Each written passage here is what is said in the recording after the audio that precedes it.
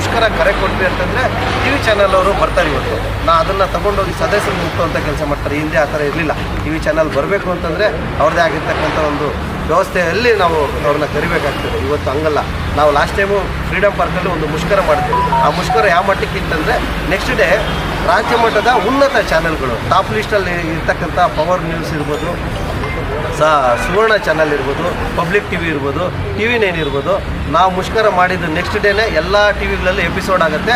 ನಾವು ಮುಷ್ಕರ ಮಾಡಿದ್ರೆ ವಿಧಾನಸೌಧದಲ್ಲಿ ರೀಸೌಂಡ್ ಆಗುತ್ತೆ, 3ನೇ ಮಹಡಿಯಲ್ಲೂ ರೀಸೌಂಡ್ ಆಗುತ್ತೆ, ಕ್ಯಾಬಿನೆಟ್ಗೆ ಚರ್ಚೆಗೆ ಬರುತ್ತೆ, ಸೆಷನಲ್ಲೂ ಚರ್ಚೆಗೆ ಬರುತ್ತೆ. ಅಂದರೆ ವಿದ್ಯುತ್ ಗುತ್ತಿಗೆದಾರರ ಸಂಘ ಇವತ್ತು 100 ವರ್ಷ 103 ವರ್ಷ ಆಗಿದೆ. ಈಗ 3 ವರ್ಷ ಹಿಂದೆ ಹೆಂಗಿತ್ತು ಈ ಥರ ಯಾವುದೂ ಇರಲಿಲ್ಲ. ನಾವು ಒಂದು ಮುಷ್ಕರ ಮಾಡಿದ್ರೆ ಯಾವುದೋ ಒಂದು ಗಲ್ಲಿಯಲ್ಲಿ ಅಲ್ಲೇ ಉಳ್ಕೊಳ್ಬೇಕು. ಆದರೆ ಇವತ್ತು ನಾವು ಒಂದೇನು ಕರೆ ಕೊಟ್ಟಿದ್ದೀವಿ ಅಂತಂದರೆ ಅದು ಇವತ್ತು ವಿಧಾನಸೌಧ 3ನೇ ಮಹಡಿಯಲ್ಲಿ ರೀಸೌಂಡ್ ಬರೋ ಮಟ್ಟಕ್ಕಂತೂ ನಾವು ಸಂಘನ ತಗೊಂಡೋಗಿ ಇವತ್ತು ಇಟ್ಟಿದ್ದೀವಿ ಅಂತ ಹೇಳ್ಬಿಟ್ಟು ಹೆಮ್ಮೆಯಾಗೆ ನಾನು ಹೇಳ್ತೇನೆ.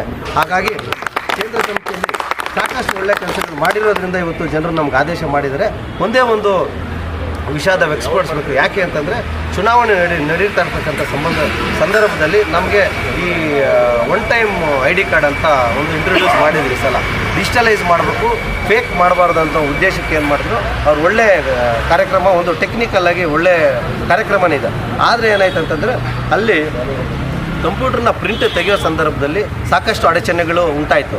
ಒಂದೇ ಸಲ ಏಕಾಏಕಿ ಬಸ್ಸುಗಳಲ್ಲಿ ಹೊರಗಡೆಯಿಂದ ಜಿಲ್ಲೆ ಬರೋರು ಇರ್ಬೋದು, ಎಲ್ಲೋ ಒಂದು ಕಡೆ ಚುನಾವಣಾಧಿಕಾರಿ ನಮಗೆ ಮುಂದೆ ಕೊಟ್ಟಿರ್ತಕ್ಕಂಥ ಒಂದು ಪ್ರಾಮಿಸ್ ಏನಿತ್ತಂದರೆ ವಿತಿನ್ 5 ಮಿನಿಟ್ಸಲ್ಲಿ ಪ್ರತಿಯೊಬ್ಬರಿಗೂ ಚೀಟಿ ಕೊಡುವಂಥ, ಪ್ರಿಂಟ್ ಕೊಡುವಂಥ ವ್ಯವಸ್ಥೆ ನಮ್ಮಲ್ಲಿದೆ ಅಂತ ಹೇಳ್ಬಿಟ್ಟು ಅವ್ರು ಹೇಳಿದರು. ನಾವು ಯಾಕೆಂದರೆ ಕ್ಯಾಸಿಯಾ ಅವ್ರದ್ದು ರೀಸೆಂಟಾಗಿ ಅವ್ರದ್ದು ಚುನಾವಣೆ ಮಾಡಿ ಸಕ್ಸಸ್ ಆಗಿದ್ದರು. ಆ ಒಂದು ಹಿನ್ನೆಲೆಯಲ್ಲಿ ನಾವು ಅದೇ ರೀತಿಯಲ್ಲಿ ಚುನಾವಣೆ ನೀಟಾಗಿ ಮಾಡಬೇಕು. ಯಾವುದು ಫೇಕ್ ಆಗಬಾರ್ದು, ಫೇಕ್ ID ತೊಗೊಂಡು ಹೋಗ್ಬಾರ್ದು. ಒಂದು ಡಿಜಿಟಲ್ ಒಂದು ID ಮುಖಾಂತರನೇ ID ಕಾರ್ಡ್ ಮುಖಾಂತರ ಚುನಾವಣೆ ಮಾಡ್ಬೇಕು ಅಂತ ಹೇಳಿತ್ತು. ಅದು ನಮ್ಮ ಚುನಾವಣಾಧಿಕಾರಿ ಕೊಡೋದ್ರಲ್ಲಿ ಸ್ವಲ್ಪ ಎಡವಟ್ಟಾಯಿತು. ಅದರ ಜೊತೆಗೆ ನಮ್ಮ ಅಣ್ಣ ತಮ್ಮಂದರೆ ನಮ್ಮಲ್ಲಿ ಇರ್ತಕ್ಕಂಥ ಕೆಲವೊಂದು ನಮ್ಮ ವಿರೋಧಿ ಬಣ ಅಂತ ಏನು ಗುರುತಿಸ್ಕೊಂಡಿದ್ದು ಅವರು ಈ ಎಲೆಕ್ಷನ್ ಏನಾದರೂ ಮಾಡಿ ಸ್ಟಾಪ್ ಮಾಡಬೇಕು, ಏನಾದರೂ ಮಾಡಿ ಇದಕ್ಕೆ ತೊಂದರೆ ಕೊಡಬೇಕು ಅನ್ನೋ ವಿಚಾರಕ್ಕೆ ಪವರ್ ಕೇಬಲ್ನ ಕಟ್ ಮಾಡ್ತಾರೆ, ಲ್ಯಾನ್ ಕೇಬಲ್ನ, ಇಂಟರ್ನೆಟ್ ಕೇಬಲ್ನ ಕಟ್ ಮಾಡ್ತಾರೆ, ಕಂಪ್ಯೂಟರ್ ಮೇಲೆ ನೀರು ಸುರಿತಾರೆ. ಈ ಥರ ಸಾಕಷ್ಟು ಗೊಂದಲಗಳನ್ನ ಸೃಷ್ಟಿ ಮಾಡಿ ಜಗಳ ಮಾಡಿ ಇವತ್ತು ಚುನಾವಣೆ ನಿಲ್ಲಿಸ್ಬೇಕಂತ ಹೇಳ್ಬಿಟ್ಟು ಸಾಕಷ್ಟು ದೊಡ್ಡ ಹುನ್ನಾರ ನಡೆದಿತ್ತು. ಆದರೆ ಅವತ್ತು ಪೊಲೀಸರ ಸರ್ಕಾರದಿಂದ ಇದು ಯಾವುದೋ ಅವ್ರದ್ದು ನಡೀಲಿಲ್ಲ.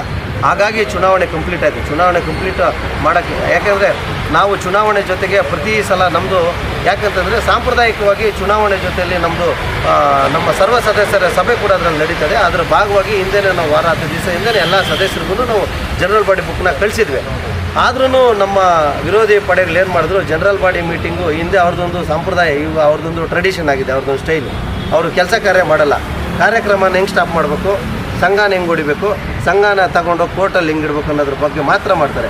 ಚರ್ಚೆ ಮಾಡಬೇಕು. ನಮ್ದು ಏನಾದರೂ ಸಮಸ್ಯೆಗಳಿತ್ತಂದರೆ ಸಂಘ ಅಂತ ಇದೆ, ನಮ್ಮದು ಒಂದು ಬೆಂಗಳೂರಿನ ಹೃದಯ ಭಾಗದಲ್ಲಿ ನಮ್ಮದೇ ಆಗಿರ್ತಕ್ಕಂಥ ಸಂಘ ಇದೆ. ಆ ಸಂಘಕ್ಕೆ ಬರೋಲ್ಲ, ಒಂದು ಪ್ರಶ್ನೆ ಮಾಡಲ್ಲ, ಒಂದು ಪತ್ರ ಕೊಡಲ್ಲ. ಅವ್ರು ಬೇಕಾಗಿರ್ತಕ್ಕಂಥದ್ದು ಏನೇ ಅವ್ರು ಕೇಳಲಿ ಬಂದು. ನಾವು ಜನರಲ್ ಬಾಡಿ ಮೀಟಿಂಗ್ ಮಾಡೋದು ಏನಕ್ಕೆ ಅಂತಂದರೆ ಸಾಧಕ ಬಾಧಕ ನಮ್ಮ ಸದಸ್ಯರ ಕಷ್ಟ ಸುಖ ಚರ್ಚೆ ಮಾಡಲಿಕ್ಕೆ ಅಂತ ಹೇಳ್ಬಿಟ್ಟು ನಾವು ಜನರಲ್ ಬಾಡಿ ಮೀಟಿಂಗ್ನ ಕರಿತೇವೆ.